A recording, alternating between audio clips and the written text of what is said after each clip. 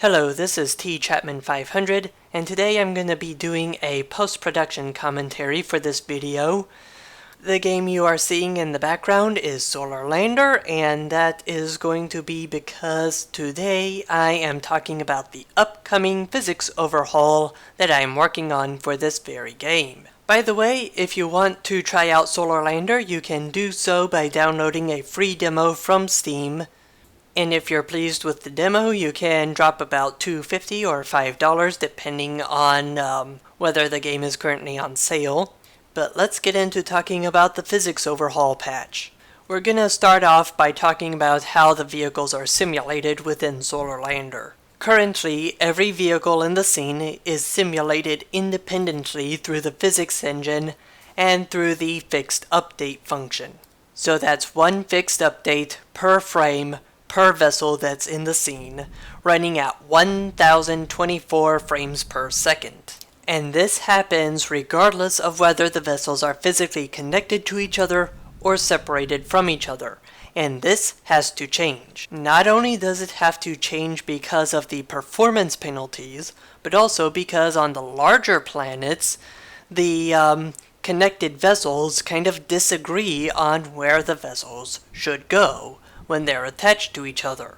So in the following update, I'm going to make it so that when two or more vessels are physically connected to each other, they are parented to a specialized superstructure vessel. And this superstructure is going to be simulated instead of the individual vessels that are connected to each other. So there's going to be no more jerky motion, which is unrealistic in this simulation. And there's going to be a significant performance increase because we're getting rid of a lot of the fixed update functions. Oh, speaking of fixed update functions, there's going to be a physics manager which uses the fixed update function, and it's going to be the only fixed update function in the entire game. So it's going to call all of the other functions related to keeping the vessels in orbit and applying engine forces as well as other forces that I've programmed in, maybe reaction wheels if I ever add them back into the game, and other things, including stage separation forces. This will also greatly increase performance, and it's also the case that there's only going to be a single update function that's called in the game, period. And that update function will call all of the other functions needed to do stuff that are otherwise called in various scripts. Although, it should be noted that the update function isn't called nearly as often as the fixed update function. The fixed update function is called about 1024 times per second, whereas the normal update function, which handles stuff like user input, is called less frequently. So with that, there's going to be great performance boosts.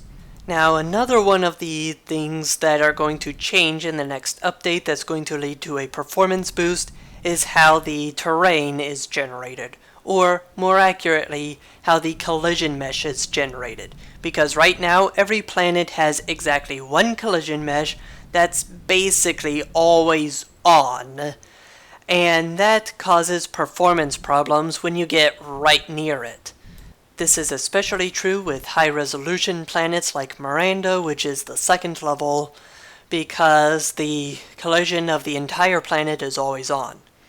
That's going to be changed so that the collision mesh is divided into many segments, and I'm betting on the Unity physics engine just shutting off collision checks with segments that are, say, on the other side of the planet.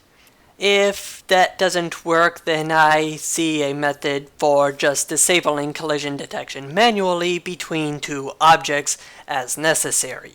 And I might just do that anyways, just to see if there are any performance boosts. It's also the case that the collision mesh is not going to go all the way through the planet. It's actually going to stop a little bit into the planet, because there's no way that it's going to be possible for you to just phase through the planet unless you turn collision detection completely off for some reason. Oh, speaking of which, that leads me to the next thing.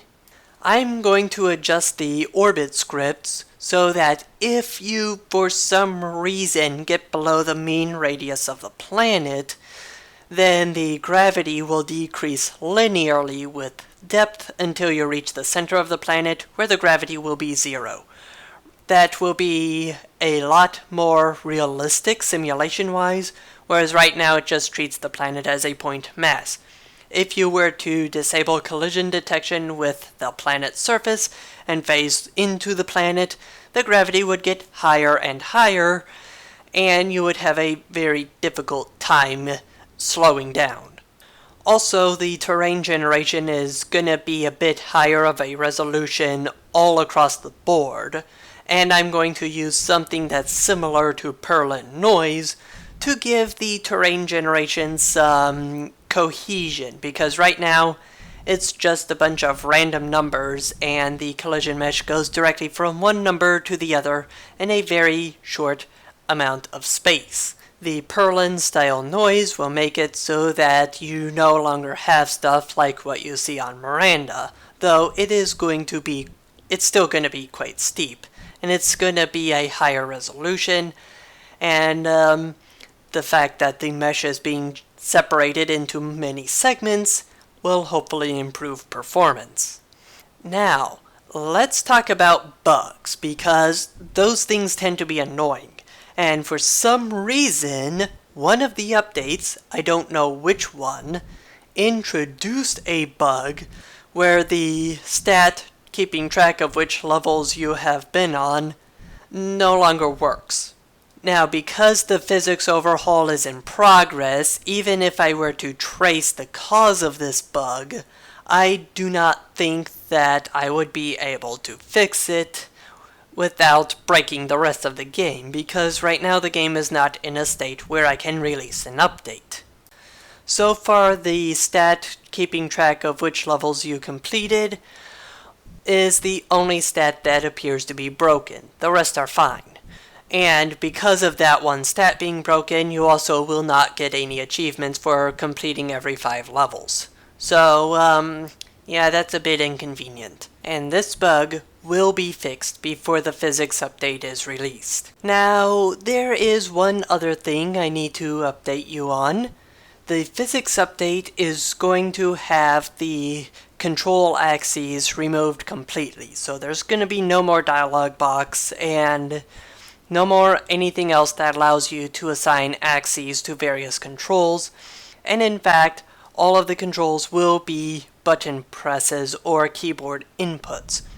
And the reason for this is because Unity doesn't have proper support for assigning axes in-game, and until I find a suitable way to do such things, well, there aren't going to be any more axes for controls. So, no more support for game controllers except as extra buttons, or until I'm able to take Solar Lander off of the Unity engine. Well, I hope you enjoyed the post-production commentary. We are in live commentary now, and I was kind of hoping to be a bit further along in the game than I currently am.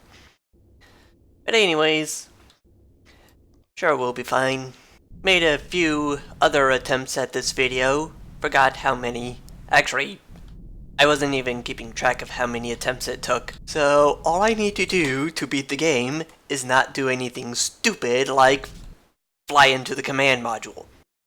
Oh, we're approaching that a little fast. Excuse me.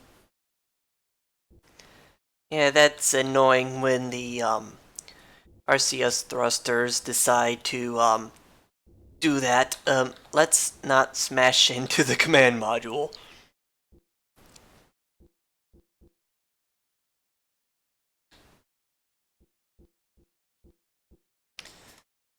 So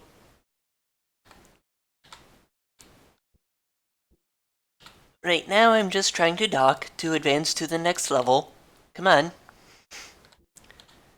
Notice a little bit of jerky motion here. That's because of floating point errors. Even when there is no subassembly, I've just now noticed a little bit of jerky motion. So let's see if we can continue to gain about 10,000 points per level. This planet is relatively flat. Should have no trouble finding a place to land. So, one of the things that I noticed is that the RCS thrusters, when you translate left and right, kind of induce a little bit of a torque on the spacecraft. Very slight, but noticeable. And I'm thinking I don't like that.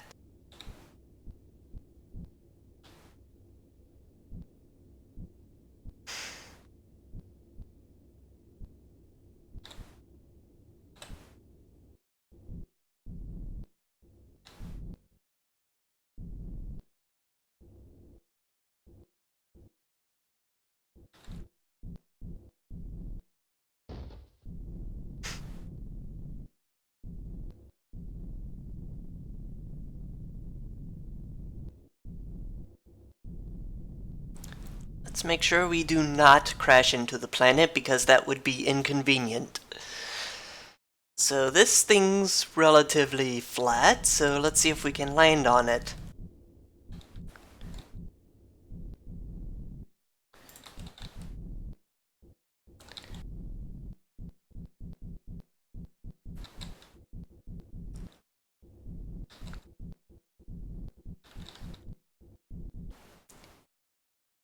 That was a terrible landing. By the way, you might have noticed that the current orbit is a bit lower than the previous orbit. That's because I'm using the RK4 integrator, which I found out the hard way loses energy over time, so yeah, that's,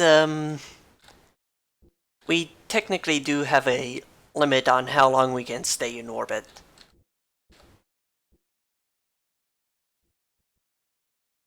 There we go. Let's see. Looks like... oh, this planet is pretty flat. We can land just about anywhere.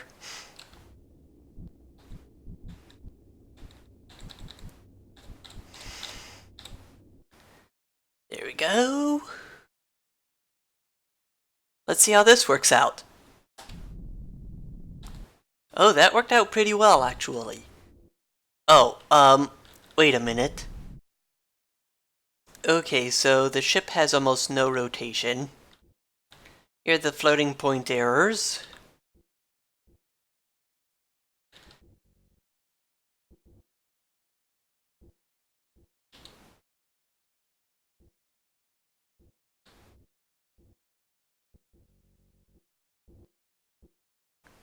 This is going to make things a little bit difficult. Stop with those thrusters.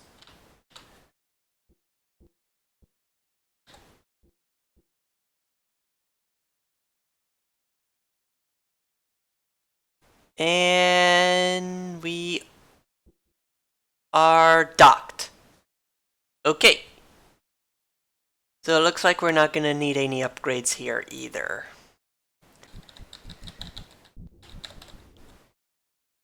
Okay.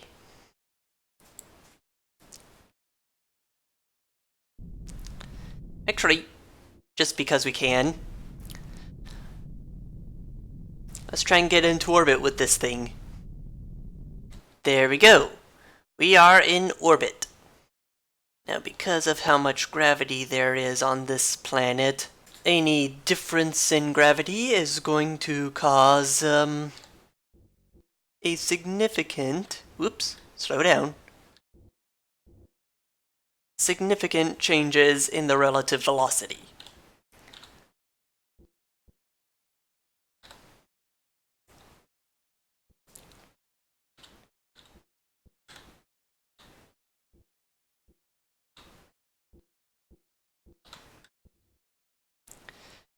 There we go. And I believe that does not beat the high score. We're about 10,000 short. Okay, we are on level 7 out of 21.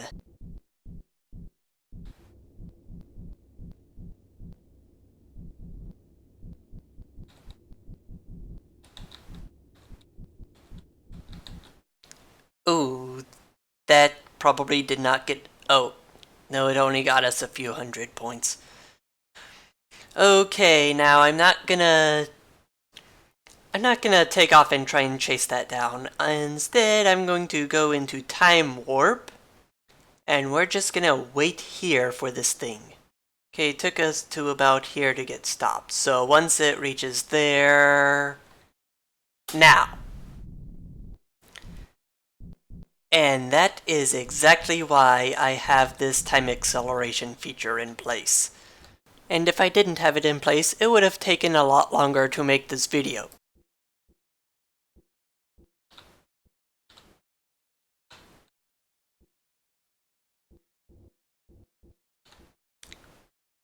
Nearly lost control of the vessel there. Let's kill the rotation. There we go. Almost beat my high score now, so let's go on to level, I think, 8. Yep. Oh, I should have checked the upgrades. I should have checked the thrust to weight ratio. Well, if we crash on this level, we'll know why.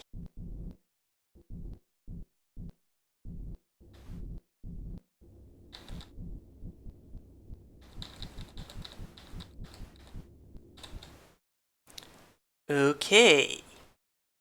So let's go ahead and just wait here. Looks like I also did a pretty good job of picking solid ground.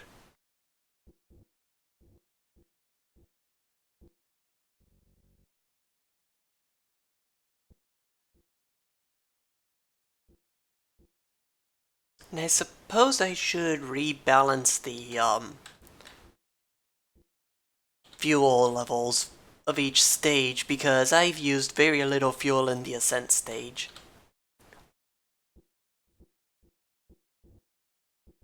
Oh, and the bottom of the fuel indicator is 1 pixel off.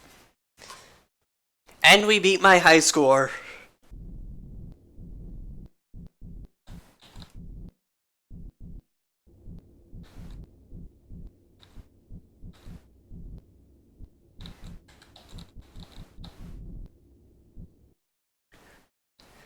Well, that was a pretty bad landing. I didn't earn 1,000 points that time, and the frame rate dropped.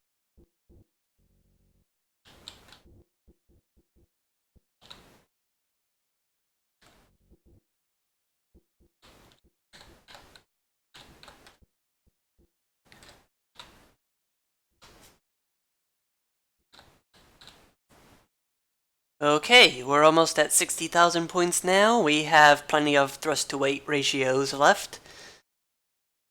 That didn't sound very scientific, did it?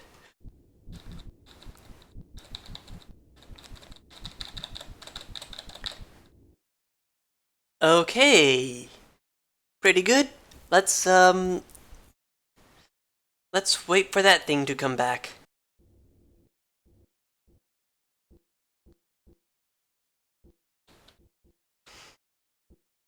This level is gonna be slightly challenging to get right.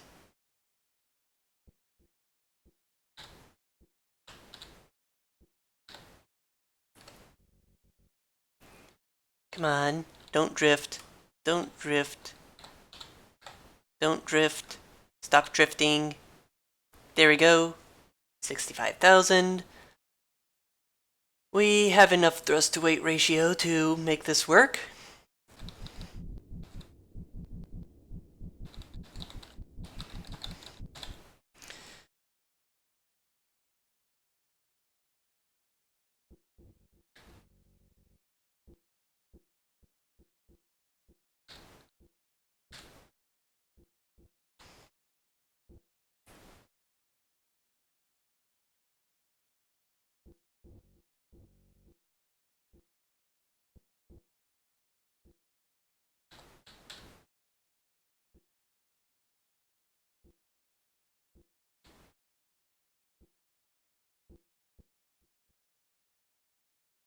Maybe I'll purchase a maximum thrust upgrade for the... Oh.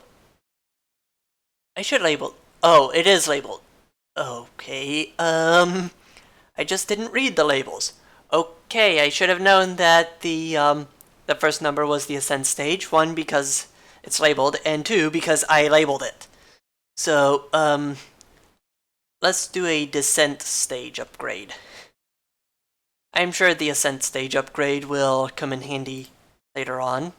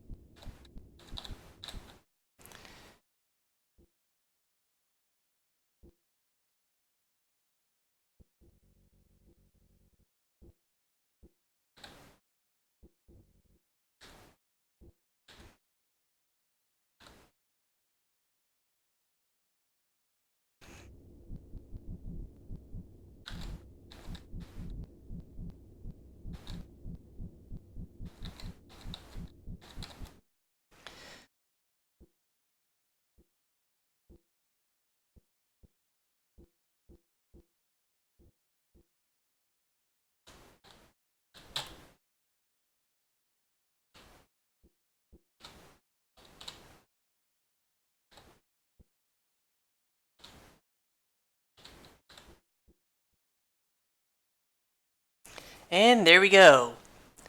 Now, I wonder if we should upgrade. I think we should. So we're gonna do that. That was not supposed to happen. Okay, we found another bug.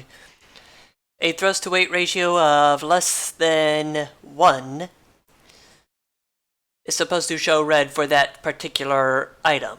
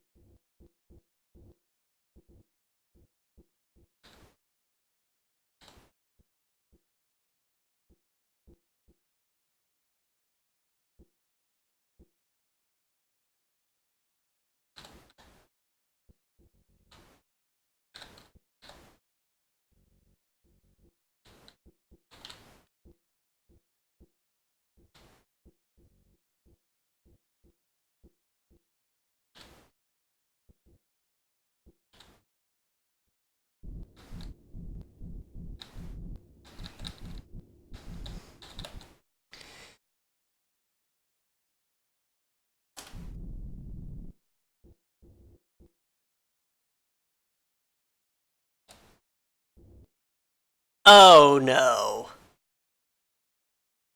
The engine was damaged. Well, that's it for this game then. It is now completely impossible for us to finish the level. So,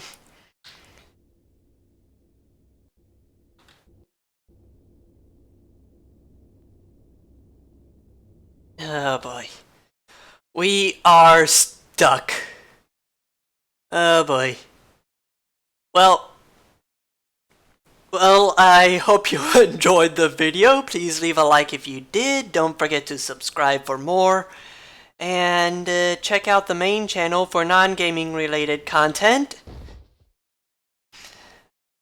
Also, you can subscribe to me on BitChute, and if you want to support this channel, you can do so via Patreon, PayPal, or Subscribestar. Links are in the description. This is T Chapman 500 signing off.